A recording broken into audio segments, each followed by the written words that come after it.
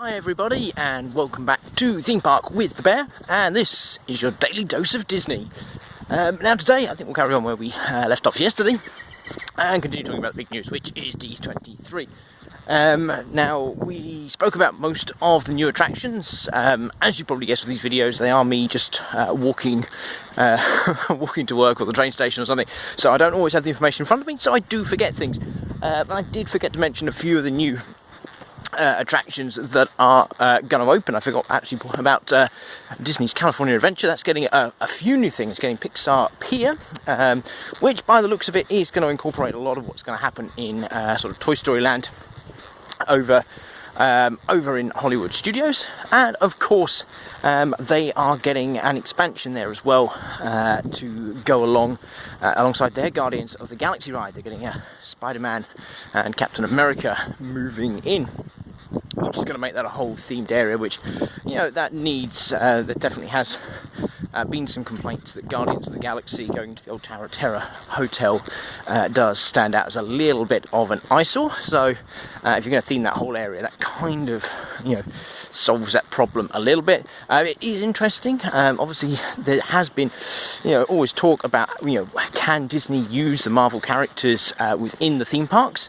due to the contract with Universal for Islands of Adventure, and it looks like some agreement has definitely been reached, and maybe Universal can use the Marvel characters in their comic book forms, and the Marvel Cinematic Universe ones can be used inside Disney's walks. I don't know for sure, but it looks like some agreement has been reached. Now, for me, Guardians of the Galaxy is going into Epcot, so I would be looking at what's going to happen down the line if the Marvel Land is successful over in California Adventure. Is there room at Epcot for future expansion to include rides across, or, you know, include some sort of Marvel Land itself? So that's something to look at. Obviously, it's not something that's going to happen anytime soon, but normally if something is a success in one of the parks, then, you know, it's going to get transferred across the sort of from one coast to the other. Now, it's that hill I hate walking up.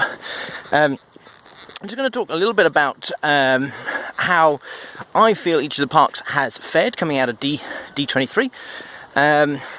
Obviously, Animal Kingdom, nothing announced for Animal Kingdom as such.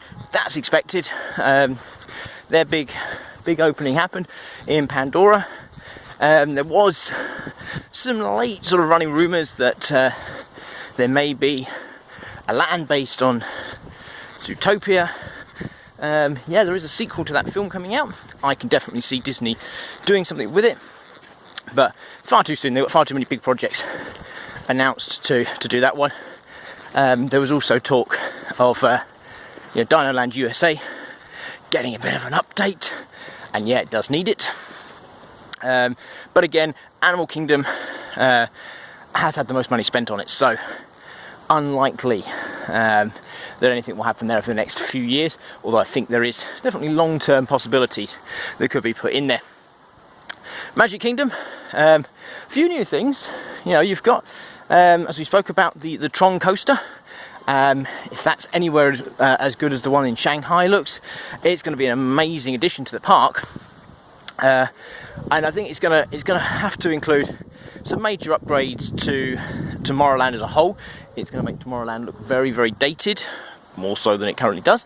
So I think it's going to include, you know, some definitely some exterior work on some of the other buildings, some minor changes, I think, to the rest of Tomorrowland to sort of give it a whole, you know, feel that runs through the whole area. At the moment it's going to be 1980s, 1970s future, and then suddenly this 2017 version of the future in the Shanghai ride. So I think some changes are going to happen there.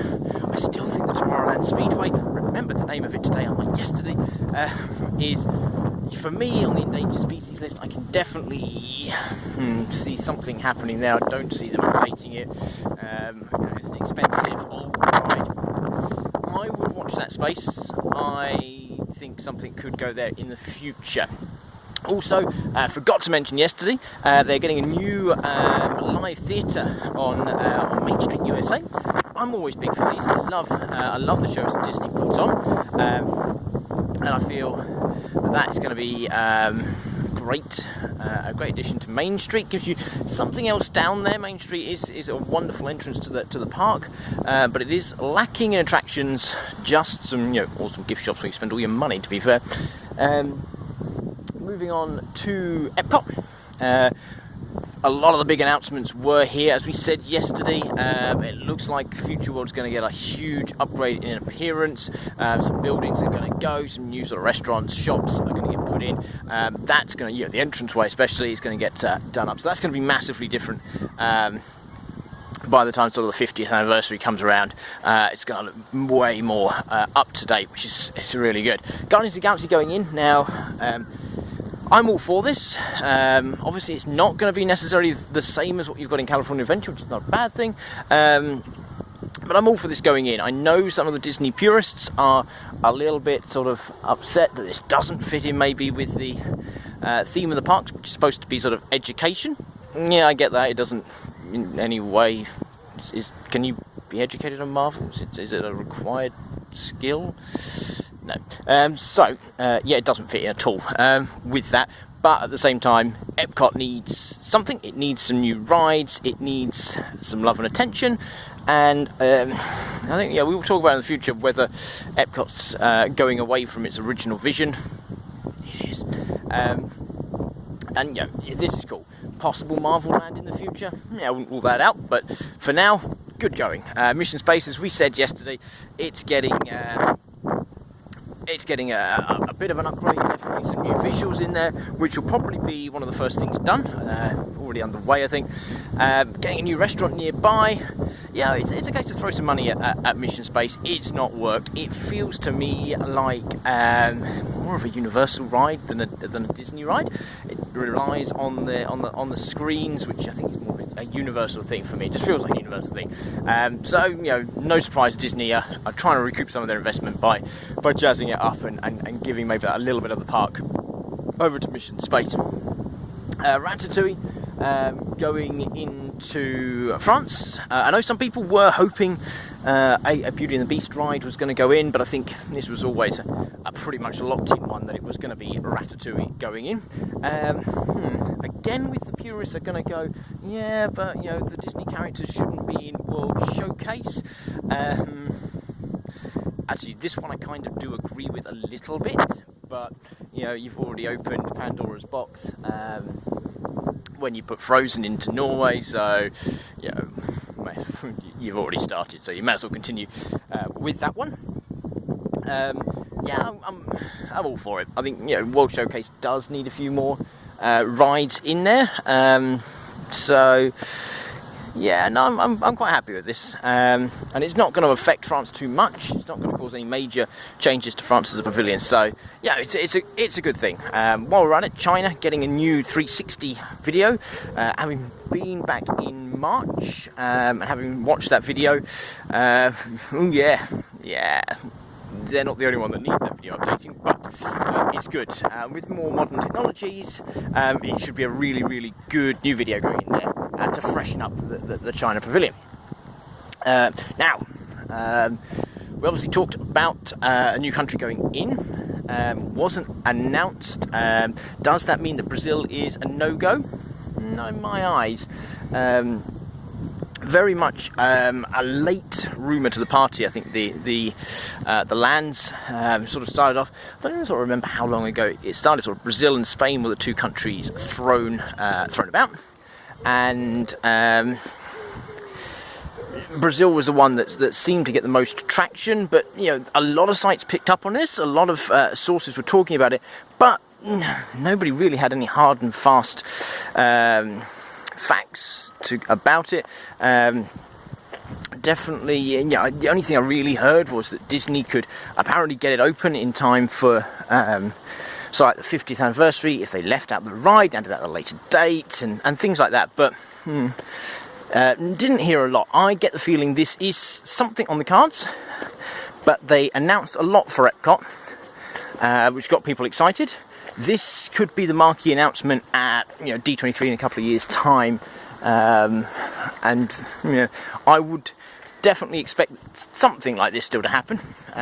But not off the table. but definitely not one of the next things to happen by a long shot. Let me move on to Hollywood Studios. As we said yesterday, a lot of what was announced is kind of already underway, kind of. So we've got obviously Toy Story Land. It's going to be amazing. It's opening next summer. So they've nicely sort of staggered their openings. Pandora this year, Toy Story Land next year, and Star Wars 2019 for the Orlando parks. So this is great news. I feel that Toy Story Land, maybe we're overlooking it a little bit. Everyone's getting really excited for Star Wars Land, and yes, that is going to be the bigger and more immersive land. However, Toy Story Land, they're not going to just open any old area. They're going to put a lot of effort into this. It's going to be a little bit more kiddie oriented, obviously.